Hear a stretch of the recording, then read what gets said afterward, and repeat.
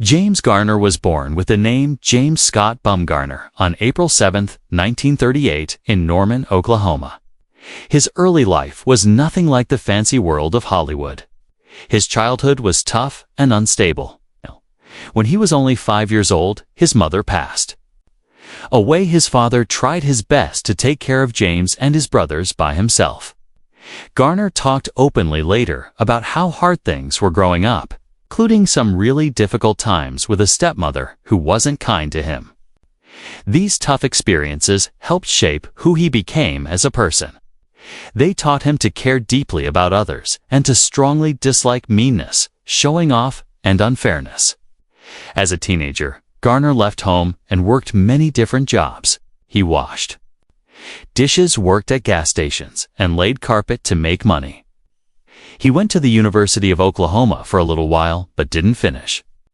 His life changed in a big way when he joined the U.S. Army and went to fight in the Korean War. He wasn't famous for being a war hero, but he did get hurt twice and earned a Purple Heart Medal. This time in the war really affected him deeply. Garner didn't talk about war like it was exciting or glamorous. Instead, he had serious respect for people who served in the military and felt quiet pride about doing his part. After coming home from the Army, Garner moved to Los Angeles. He studied acting, but he wasn't super excited about it at first. Unlike lots of people who dream of being actors, he didn't see it as some big, amazing goal. To Garner, acting was just a job. He took it seriously, but didn't act like he was better than anyone else. This down-to-earth way of thinking made him different in a business where lots of people have big egos. His big break came in 1957 when he got a part on a TV Western show called Maverick. Playing the character Brett Maverick, Garner changed what a Western hero could be. Instead of being quiet and tough, he played a smart, funny gambler who was sometimes sneaky, but in a charming way. He used his brain more than guns. This role showed off Garner's natural charm and how good he was at making people laugh. He quickly became really famous. Even more important, Maverick let him bring smartness and humor to a type of show that had mostly been about tough guys who didn't say much. Even though the show was successful, Garner got into a big fight with Warner Brothers, the company that made the show. They wanted to make him work too hard under unfair rules. In a brave move that was unusual back then, Garner took the studio to court and won. This was a really important moment that helped change how Hollywood treated actors. This one action made people see him as someone who would fight for what's fair, not just for himself, but for other actors too. Garner moved into movies easily. During the 1960s and 1970s, he was in many different kinds of films that showed how talented he was at different types of acting. He was great in funny movies like The Thrill of It All, war movies like The Great Escape, and romantic movies like Move Over Darling. One of his best performances was in the Americanization of Emily in 1964. In that movie, he played someone who didn't want to be called a war hero. His character was smart and complicated. It was one of the best performances against war from that time. In 1968, Garner came back to TV in a big way with The Rockford Files.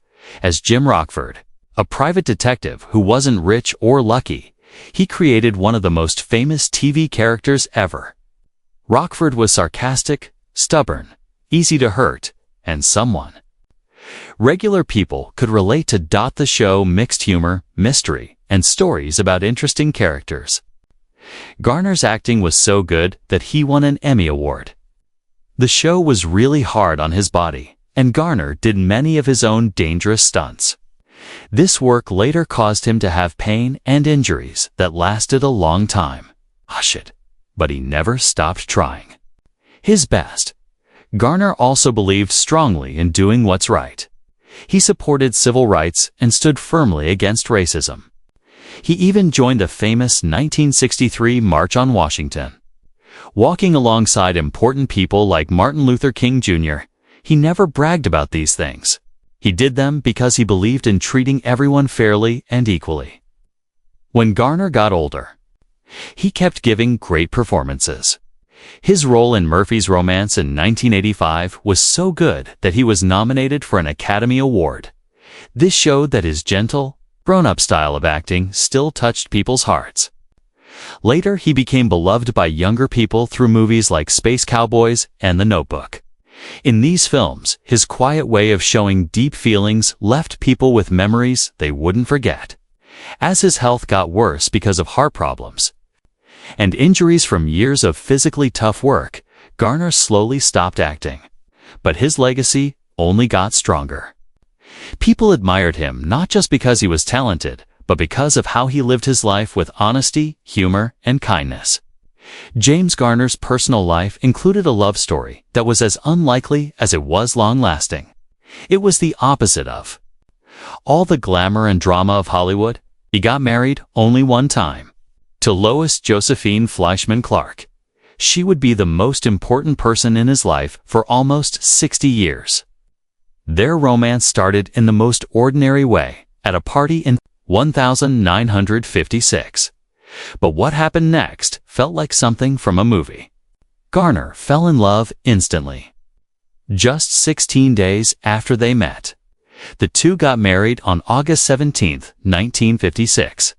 It was a quick decision, not because they planned it carefully, but because they were certain about each other.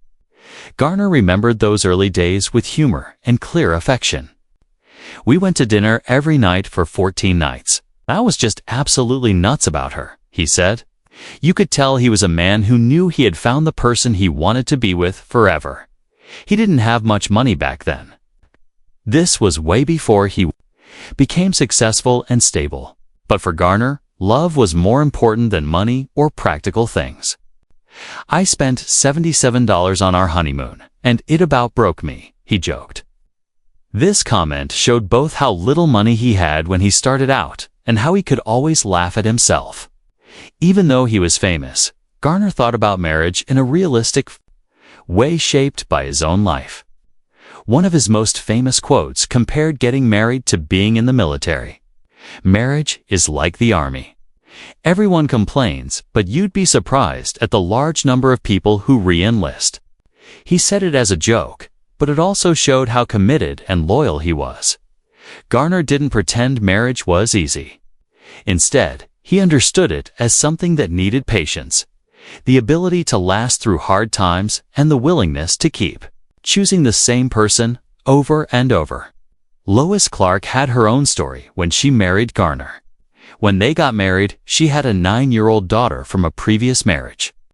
Her daughter was recovering from polio, which was a serious and life-changing disease in the 1950s. Garner welcomed both Lois and her daughter without any hesitation. He stepped into being a husband and father with the same quiet sense of responsibility that was part of so much of his personal life. 2 years later, they had a daughter together named Greta. Her nickname was Gigi, and she was born on January 4, 1958. Being a father became one of Garner's greatest joys. He stayed deeply devoted to his family, even as his career kept getting bigger. Lois practiced the Jewish religion, and Garner respected her faith. This was another example of the mutual understanding and respect that kept their relationship strong. Their marriage wasn't perfect. No long marriage is, but what made them special was that they both were determined to get through the tough times together. Over the years, they separated twice. The first time lasted 3 months in 1970. The second separation started in 1979. But even during these hard times, the connection between them was never truly gone. In September 1981, they got back together. They chose once more to re-enlist in their marriage and keep going forward together. When James Garner died in 2014, he and Lois were still married. Their relationship had lasted for nearly 58 years. In an industry famous for short romances and broken relationships, their marriage was a quiet example of love built on loyalty, humor, forgiveness, and not giving up. Garner's life may have been full of famous roles and public praise, but his greatest success was probably the one he achieved away from the camera. It was a lasting partnership that proved real love doesn't need to be flashy to survive. It only needs commitment and heart. For many years, James Garner almost never talked publicly about James Arness. This was interesting because both men were huge stars of classic American television. Garner was the relaxed, clever star of Maverick and the Rockford Files.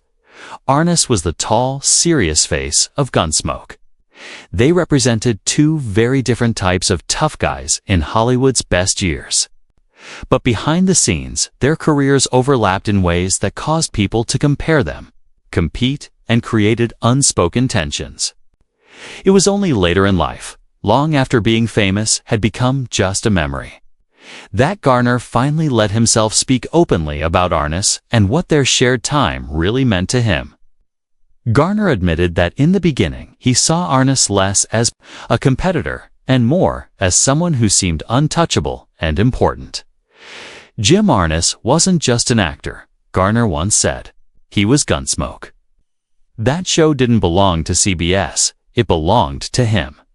Garner recognized that Arness had a huge responsibility.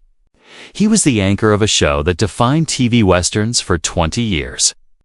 While Garner himself fought against strict studio rules, he quietly admired how Arness kept going year after year.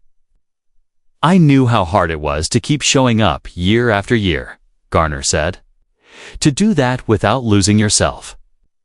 That takes a kind of strength most people never see." At the same time, Garner was honest about how they weren't close. Unlike many Hollywood friendships that started on studio lots or at parties, the two men didn't hang out together much. "We weren't buddies," Garner admitted. Different styles, different circles, different ways of dealing with the business. Garner's career was built on wit, going against the grain, and being like a regular guy. Arness represented authority, holding back his feelings, and quiet moral certainty. Jim Arness had that presence, Garner said. When he walked into a room, he didn't have to say a word. People straightened up. Garner also talked about how people constantly compared him to others throughout his career. As the star of Maverick, he was often described as the opposite of a Western hero. He was a playful contrast to the stern law men that were everywhere in that type of show.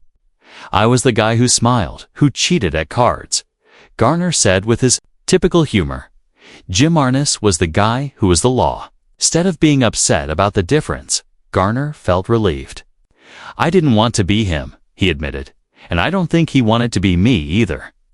In later years, Garner came to appreciate more deeply the personal struggles Arness went through, especially the emotional scars he had from World War II. "He'd seen things I never had," Garner said quietly. "That changes a man."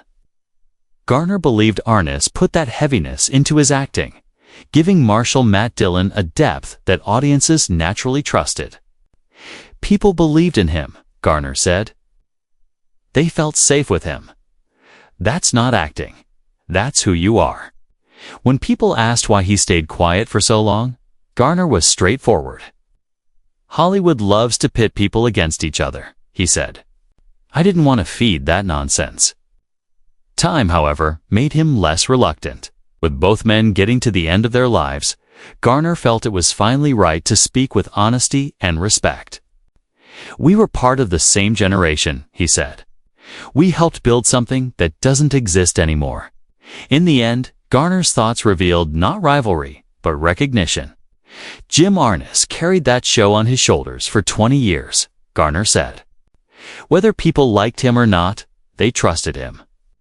And in this business, trust is everything. By breaking his silence, James Garner didn't offer gossip or complaints. Instead, he gave a thoughtful recognition of a fellow actor who, in his own way, shaped the landscape of American television forever. The final chapter of James Garner's life came quietly, yet it sent a deep ripple through Hollywood and beyond. In the early morning hours of July 19, 2014, police officers and emergency rescue workers were sent to his home in Brentwood, Los Angeles, after someone called for help urgently.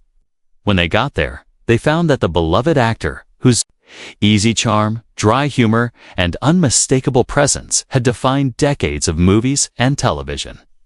Had passed away peacefully at the age of 86. News of his death spread fast. Shocking fans who had grown up watching him and coworkers who respected him not only as a star, but as a decent, principled man in an often mean industry. The cause was a heart attack brought on by coronary artery disease, a health problem that had quietly been affecting him in his later years. Garner's health had been weak for some time, especially after the stroke he had in 2008. This was a turning point in his physical well-being. Though he continued to face these challenges with his typical stoicism and grace, people close to him knew his strength was fading. Still, the loss felt sudden because James Garner, with his warm smile and lasting screen legacy, seemed timeless.